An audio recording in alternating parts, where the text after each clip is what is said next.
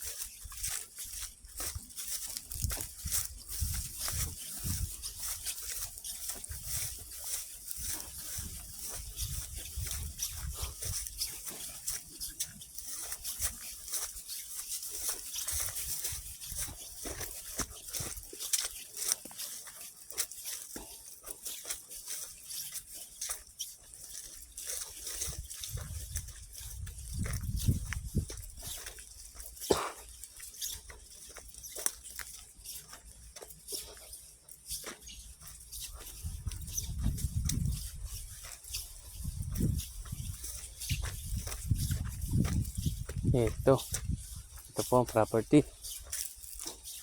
Yan, simula po dyan sa mga papayang yan. Papunta na doon. Hanggang doon na po sa ilog. Yan. Ito po loob na ng property ito. Ito po ang gilid. Ito mga papayang ito. Pag ganun, papunta po doon sa may ilog. No?